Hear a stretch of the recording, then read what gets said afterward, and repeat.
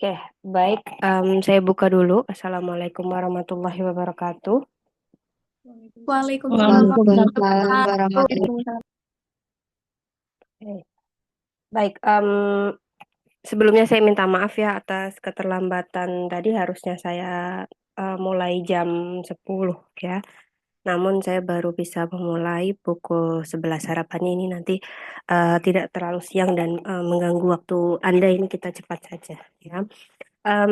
Mungkin sebelumnya introduction dulu. Untuk kimia organik minggu ini saya tidak masuk sama sekali ya di 3 kelas. Kemungkinan minggu depan juga sama ya. Jadi nanti minggu depan mungkin saya akan em, memberikan kuliah dalam bentuk online lagi, begitu ya. Karena memang kondisi agenda prodi yang sangat padat. Selain itu juga banyak sekali tuntutan-tuntutan ya, yang pekerjaan yang kami belum selesaikan begitu, terutama untuk akreditasi. Baik, untuk kuliah hari ini aslinya 2 pertemuan ya. Mungkin yang kelas C ini sudah pernah lihat slide ini ya. Awal-awal apa namanya PPT juga sudah saya berikan kepada kelas C ya, karena memang agak sedikit lebih duluan daripada teman-temannya. Nah, mungkin saya minta maaf dulu kepada kelas C, ini akan saya ulang sedikit ya, karena teman-temannya belum mendapatkan. Nah, untuk hari ini ada empat pembahasan begitu yang akan saya bahas. Yang pertama adalah reaksi adisi nukleofilik pada senyawa karbonil. Kemudian yang kedua, pembentukan asetal atau ketal. Kemudian yang ketiga, Wittig. Yang keempat adalah senyawa karbonil dengan reaksi Grignard. Nah, untuk PR-nya kemarin ada juga yang tanya ke saya. Untuk kelas 2 akan merangkum ya, silakan dirangkum di buku pribadi masing-masing saja. Kemudian untuk latihan soalnya ini sudah dikerjakan semua atau belum ya? Coba, apakah sudah dikerjakan? Karena ini kalau Anda sudah baca, berarti ini relatif saya kuliahnya jauh lebih cepat ya. Karena ini kan sudah Anda pelajari sendiri. Untuk terutama untuk yang awal-awal itu yang Faisen dan jilid 2 ya. Untuk aldehid dan keton. Ini sambil saya buka Faisendennya, saya agak lupa juga ceritanya itu apa. Oke, ada pertanyaan dulu untuk PR individu yang sudah Anda lakukan. Mungkin nanti akan di kuliah ini di akhir nanti akan ada tugas kelompok ya, seperti biasa dituliskan di kertas saja gitu ya. Yang ini juga ya. Jadi sekalian saja deh. Ini kan Anda sudah kerjakan 1, 2, 3, 4, 5 soal ya. Nanti akan saya tambahi lagi. Jadi yang dikumpulkan hanya per kelompok saja, sehingga saya lebih mudah untuk apa namanya mengeceknya ya. Karena kalau 120-an mahasiswa, terus terang saya nggak bisa kontrol satu-satu. Nah, kalau Anda satu kelas isinya 10, saya hanya meriksa 30 lembar, itu cukup ringan begitu ya. Jadi minta tolong nanti untuk soal-soal yang ada di sini dikerjakan di satu kertas berkelompok. Nah, bagi yang sudah baca Fessenden, tentu tidak asing lagi ya dengan yang namanya aldehid. Jadi aldehid ini adalah struktur umumnya seperti yang Anda bisa lihat, sambil saya coret-coret mungkin ya. Di mana ada R, kemudian ada CO, kemudian ada H. Ya, begitu. Nah, R itu apa? R itu adalah aslinya dia adalah res ya. Atau kalian tahu tidak res artinya apa? Bukan istirahat tapi ya. Res atau residu. Bisa. Residu. Artinya apa? Sisa ya. Jadi kira-kira itu. R itu res atau residu, atau bisa juga ya, dalam istilah kimia kita biasa ya menyingkat alkil dengan R. Jadi R itu adalah alkil. Aduh, jelek sekali tulisan saya. Alkil itu apa? Alkil itu hidrokarbon. Ya, artinya sesuatu yang hanya terdiri dari C dan H. Ya, isinya berarti C dan H. C dan H. Oke ya. Contoh alkil misal CH3. Jadi kalau aldehid yang paling bukan aldehid sederhana ya. Kalau aldehid sederhana itu formalin. Nah, ini. Nah, ini R-nya adalah alkil. Apakah R ini hanya terdiri dari satu C saja? Boleh sampai panjang boleh. Misal C-nya ada, tapi ini harus Anda lengkapi dengan H-nya ya. Begini, kemudian ada O, kemudian ada H, dan then ini ada lengkapi ya. Berarti ini hanya 3, gitu ya. Kemudian ini C tangannya 2 sudah berarti kurang 2 lagi tangannya maka hanya 2. Ini juga sama CH2. Kalau mau tanya atau saya terlalu cepat, sekali lagi Anda boleh sampaikan ya. Nah, begini misal, ini C-nya ada, alkilnya C-nya 4 ya. Nah, ini juga termasuk R, begitu ya. Jadi ada R, itu adalah rantai karbon, ya. Kemudian ada CO, COC, rangkap 2 ini namanya karbonil, ya. Kemudian ada hidrogen. Begitu ya, bisa dipahami ya. Jadi R itu isinya C dan H. Kalau ada gugus lain, contohnya N, P, S, itu sudah bukan R lagi. Itu ya guys, apakah bisa dipahami? Ini suara saya nyampe nggak ya? Kok kayaknya diam-diam aja. Sampai, Bu. Oh sampai. Sampai, Bu. Oh, terima kasih ya, maaf maaf. Saya takutnya saya ngomong ternyata nggak keluar suara gitu. Kayak jadi itu adalah aldehid. Kemudian berikutnya adalah keton. Nah, keton itu mirip dengan aldehid. Bedanya adalah kalau aldehid di ujungnya tadi adalah H ya, R kemudian CO kemudian hidrogen. Nah, kalau keton itu R juga. Artinya apa? Artinya di sebelahnya karbonil sisi sananya juga ada karbon dan hidrogen yang lain begitu ya. Bu, apakah R1 dengan R2 itu harus sama? Tidak. Ya, makanya namanya jadi R1 R2 ya, terserah. Mau misal R1-nya adalah C-nya 1, katakanlah. Berarti CH3 ya. Kemudian CO, kemudian CH2, CH3. Nah, ini oke. Nggak apa-apa ya. Berarti ini misal R1, ini R2. Bu, kalau R2-nya saya dari kanan bagaimana? Boleh, ini nggak masalah ya sebetulnya, bukan penamaan. Kalau mau menamakan itu menamakannya dari yang terdekat dengan karbon ya. Berarti kalau yang begini namanya ini adalah kita cari rantai panjangnya dulu. 1, 2, 3, 4. Ada 4 karbon. Karbonilnya di nomor 2 berarti namanya adalah 2. Apa? Ada yang tahu? Coba ditulis di kolom chat timbangan tuh. Yang digambar namanya apa? 2 apa? Sudah pernah belum ya? Loh, tidak ada yang menjawab. Boleh di chat di saya pribadi ya, jadi ke saya atau ke everyone juga nggak apa-apa. Silakan. Ada yang tahu namanya apa? C-nya ada 4, namanya jadi buta belakangnya. Oh, tadi yang jawab satu orang. Nabila, oke, good. Jawabannya betul 2, buta non ya. Nah, begitu.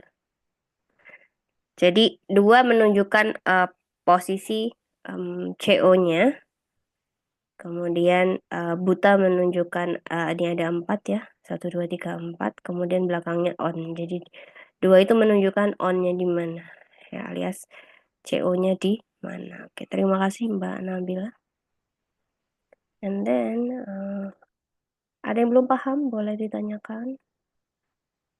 Begitu ya. Jadi bedanya dengan aldehid adalah di ujungnya ya. Nah, perlu saya sampaikan kalau keton itu dia bisa di tengah-tengah ya, alias karena ini diapit oleh karbon hidrogen, ini juga karbon hidrogen, maka dia posisinya bisa di tengah. Tetapi kalau aldehid itu pasti di ujung. Kenapa? Karena ujungnya adalah hidrogen ya. Jadi aldehid itu gusnya selalu nomor satu. Misal begini ya, tadi kan kita sudah ya, CH3, CH2, misal C4 kayak butanon tadi ya. C2 ini garis ya guys. Dan ini C, O, itu O ya, agak agak peyang dikit. Nah, ini C-nya 4, namanya jadi apa? Ada yang tahu nggak? Coba. Ini aldehid dengan C4. Ada yang tahu namanya apa? Aldehid. Ya, menulis aldehid susah banget. Dihapus aja dah. Ada yang tahu namanya apa? Tidak ada. Ya udah nggak apa-apa. Namanya adalah, oh ini ada satu orang. Raden Bagus. Satu butanal. Nabila tiga butanal. Ayo yang bener yang mana? Satu per tiga. Najwa satu butanal. Kayak lagi. Ayo. Yang mana guys? Lupi butanal. Oke. Hikmatul Nafi'ah satu butanal. Oke. Jadi kita cari dulu C yang paling panjang ya. C-nya ada satu, dua, tiga, empat. Salah menomorinya adalah dari aldehidnya dulu.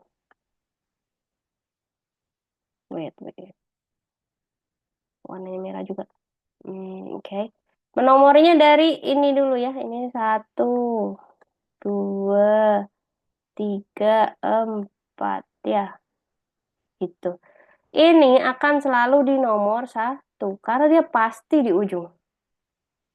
Eh, apa aldehid pasti di ujung. Maka namanya jadi satu butanal. Butanal. Atau boleh di butanal saja. Ya, tadi ada juga yang jawab butanal saja cukup. Nggak apa-apa. Karena apa? Karena udah jelas alnya atau aldehidnya adanya di nomor satu. Gitu ya. Thank you yang sudah menjawab. Good job. Kemudian saya next. Nah, adisi nukleofilik ya. Adisi nukleofilik. Kemarin kita sudah cari tahu artinya ya. Nukleofilik berarti suka akan inti ya. Jadi dia suka akan inti. Nah, ini tidak ada contohnya kita skip aja. Nah, ini aja. Oke ya. Jadi sesuatu adisi kan berarti penambahan ya. Ini berarti kalau yang di sini berarti dia menambahkan dua hidrogen ya. Dari di sini ke gugus aldehidnya. Nah, untuk nah nukleofiliknya di mana sih gitu ceritanya ya. Nah, kalau Anda tahu ya bahwa oh itu elektronegativitasnya lebih besar ya. Sudah pernah saya jelaskan di kimia dasar ya. Seperti ini tamnya tuh ya. Ada suara bocor. Sudah pernah saya jelaskan di kimia dasar. Oh, itu menarik elektron ke arah dia. Aduh. Oh, itu menarik elektron ke arah dia. Nah, ke sana. Elektron itu kan muatannya negatif. Sehingga ini adalah berkutub ya. Anda tahu ya, ini kutub negatif. Yang C adalah kutub parsial positif. Nah, adisi nukleofilik berarti suka akan inti. Ya, inti yang mana? Inti yang positif. Sehingga apa? Sehingga jalannya adalah dari ini ke sana ya.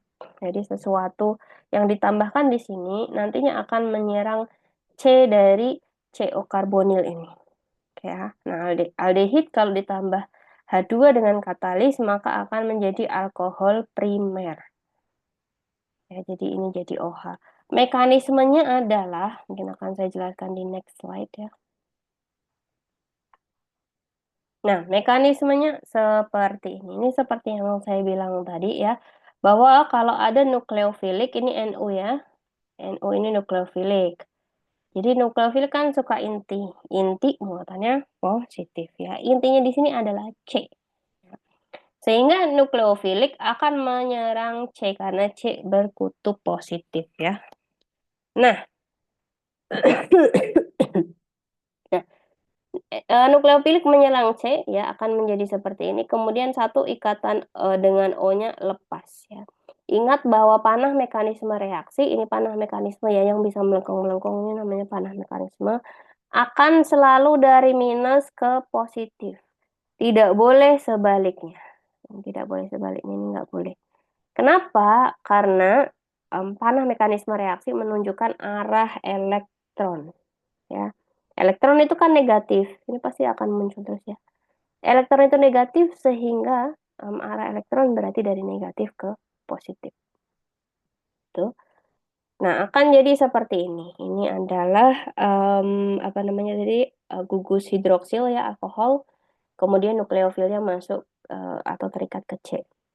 Begitu pula kalau diserang nukleofil yang lain ya bisa juga dia mengalami mekanisme seperti yang sebelah kanan ya. Sehingga beberapa langkah akan menjadi nukleofil rangkap 2 dari C. Nanti mungkin kita akan ke sana. Sementara kita yang sisi ini dulu ya. Sisi kiri dulu. Nah, pada reaksi ini aldehid bereaksi lebih cepat daripada keton. Ya, aldehid ini bereaksi lebih cepat daripada keton. Kenapa? Karena basically si aldehid itu kurang stabil ya. Keton lebih stabil. Kenapa? Ya kita bisa lihat di gambar yang ini ya bahwa ini adalah formaldehid ya. Ini formaldehid, ini aldehid biasa, ini keton. Gitu. Kemudian formaldehid kita lihat ini adalah H dengan H. Ini tidak ada yang memberikan elektron dengan efek induksi. Artinya apa? Tidak ada yang menstabilkan elektron tadi. Elektronnya kan tadi ketarik oleh O. Nah, dia H dengan H ini tidak bisa ngasih kontribusi ke C ya. Sehingga C ini sangat miskin sekali elektronnya. Sehingga apa? Sehingga dia kurang stabil. Nah, ini ada satu gugus karbon ya di sini ya atau gugus R, sorry. Sehingga dia bisa memberikan sumbangsih elektron ya. Sehingga C ini tidak miskin-miskin elektron amat ya. Sehingga dia agak lebih stabil daripada si formaldehid tadi. Nah, kemudian yang paling stabil adalah si keton. Kenapa? Karena dia ada yang memberikan elektron dari kiri dan kanan. Sehingga C tadi sekali lagi jauh tidak miskin daripada aldehid. Ini paling stabil. Nah, dalam kimia ya saya ulang-ulang terus bahwa sesuatu yang stabil itu lebih susah bereaksi, yang kurang stabil itu lebih cepat bereaksi. Sehingga kalau begini ya, maka yang paling cepat bereaksi adalah si formalin ya, HCOH, kemudian aldehid. Oh, sebentar. Kemudian aldehid, kemudian selanjutnya adalah keton dengan satu karbon saja di R-nya. Kemudian selanjutnya adalah keton dengan lebih dari satu, gitu ya. Sampai di sini ada yang mau ditanyakan. Kalau kecepatan bilang ya. Nah, hambatan sterik. Apa itu hambatan sterik? Ini saya sudah sering sampaikan. Hambatan sterik itu adalah hambatan eh, yang menyatakan tentang dia itu sesak atau tidak. Ya, jadi misal sesuatu dikatakan hambatan steriknya tinggi. Kenapa? Karena dia sesak. Ya, kita lihat mana yang hambatan steriknya paling tinggi di antara 4 yang ada di bawah ini. Ya adalah si keton yang paling kiri ini. Ya, dia paling sesek sehingga C-nya itu susah diserang. Gitu ya. Bayangin Anda di tengah, dikelilingi oleh teman-teman Anda ya, ada banyak orang. Nah, maka Anda akan lebih susah ditemui ya daripada Anda di tengah kemudian hanya 2 orang saja yang di kanan kiri Anda. Nah, pasti Anda lebih susah, lebih mudah ditemui. Nah, begitu dengan hambatan sterik ya. Artinya sesek atau tidak sesek. Contoh reaksi adisi yang pertama adalah hidrasi atau menambahkan air. Air itu adalah H2O ya. Maka O-nya itu menyerang H. Tadi ya dari minus ke positif. Kemudian step berikutnya adalah ini H itu dari katalis ya. Katalis asam itu H+. Perlu saya orat-orat ini katalis asam. Kemudian di sini ada air ya. Air adalah nukleofilnya di O-nya ini. Oke. Sehingga dia akan menyerang C karbonil ya, C yang muatannya positif ini ya. Menjadi seperti ini ya guys ya. Kemudian O harusnya tangannya dua, ya ini masih tiga, satu, dua, tiga, sehingga dia kelebihan satu. Akhirnya dilepaskanlah satu H, maka menjadi hidrat. Seperti ini hasil akhirnya. Di atas ada OH, di bawah juga ada OH, gitu ya. Oke. Berikutnya adalah adisi alkohol, ya. Kalau tadi air, kalau sekarang adalah alkohol. Tetap ini dengan suatu asam. Nah, alkohol ditambahkan dengan apa namanya tadi? Suatu aldehid ya, ini contohnya aldehid, akan menghasilkan hemiasetal dan asetal. Nah, ini hemiasetal dan asetal. Jadi alurnya adalah si alkohol ini ya dia seperti tadi ya, ketemu dengan H, kemudian OH ini ketemu dengan dia. Maka akan menjadi seperti ini ya. Kemudian ini di atasnya OH. Selanjutnya adalah si hemiasetal ini diserang lagi oleh oleh alkohol, kemudian asam, kemudian berkurang H2O akan menjadi asetal. Mekanismenya ini tidak ada di sini atau ada ya? Coba kita lihat. Yang kedua, itu di fashion dan ada halaman berapa ya? Ini dia. Halaman 15 ya. Jilid 2. Silakan kalau ada yang mau membuka ya. Jadi hemiasetal itu adalah OH dengan apa namanya? OR ya. Kemudian asetal itu adalah OR dengan OR. Ini gambarnya kurang jelas ya. Belum. Jadi kalau tolong dibuka fashion dan di halaman 15 ya karena lebih jelas daripada gambar ini. Jadi kalau hemiasetal itu OH dengan OR ya. Kalau asetal itu OR dengan OR. Gitu ya. Mekanisme pembentukan hemiasetal maupun asetal itu sudah ada di Fessenden gitu ya. Jadi saya tidak ulangi. Kemudian ada adisi siano atau adisi hidrogen sianida. Nah, ini contohnya aldehid ketemu dengan HCN ya, asam sianida, maka akan OH ya seperti biasa O akan ketemu dengan H. CN-nya itu masuk ke ini ya, ini nukleofil, dia menyerang ke karbonil menjadi seperti ini ya. OH dengan CN terletak di atom karbon yang sama, maka namanya adalah sianohidrik. Tuh. Hmm.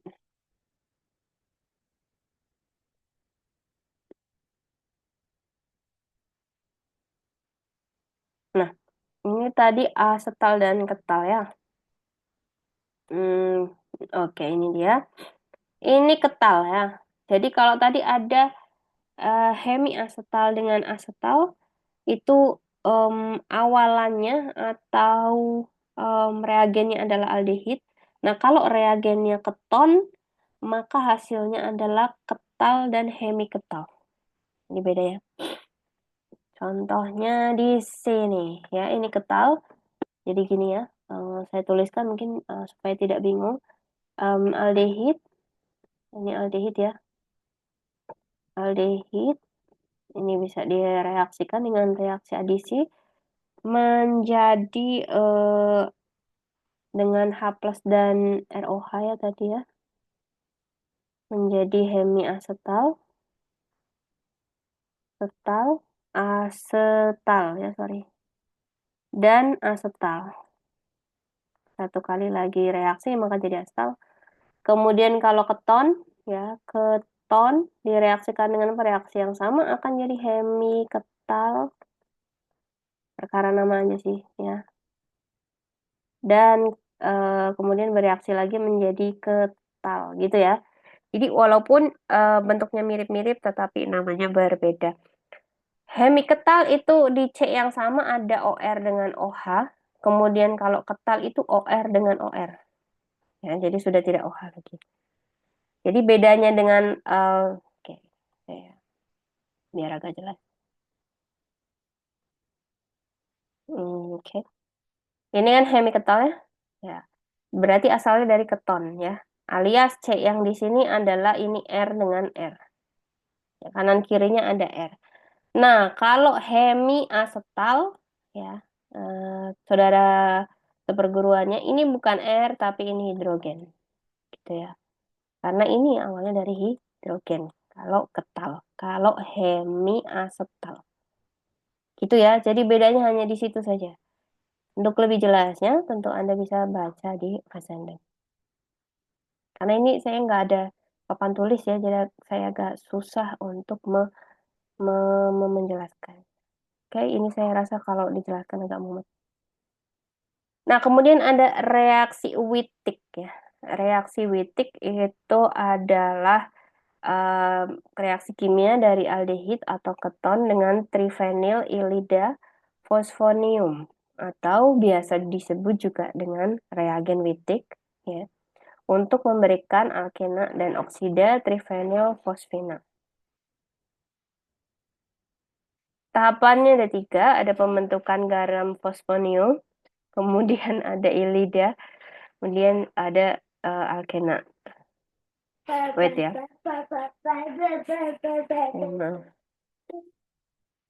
Ya, wait. Reaksi Wittig ya, ini bisa dideskripsikan dalam bentuk fosforana. Ini kayak di Vaseline ada, cuman saya belum ketemu. Nanti kalau ada yang ketemu bisa cross check ya. Nah, jadi ini adalah bentuk fosforana, kemudian ini adalah bentuk ilida ya. Untuk reaksinya, aduh kok besar banget guys. Jadi ini adalah C6H5 itu sebetulnya adalah gugus benzil ya. Jadi ada semacam benzena kehilangan satu hidrogen, nah itu namanya benzil. Kalau benzena itu kan C6H6. Kalau kehilangan satu hidrogen namanya jadi gugus benzil. Jadi ada P dikelilingi tiga gugus benzil, kemudian dia ketemu dengan CH2 ini. Dalam reaksi Xn2 membentuk garam fosfonium ya, kemudian membentuk inida. Intinya begitu ya, tidak perlu Anda pahami dengan pusing-pusing. Ini di UAS tidak ada. And then reaksi Wittig dapat dilakukan terhadap aldehida dan keton ya. Nah, pada saat ya pereagen tadi ditambahkan dengan aldehida dan keton itu akan bereaksi ya, bereaksi serangan nukleofilik ke gugus karbonil. Nah, beginilah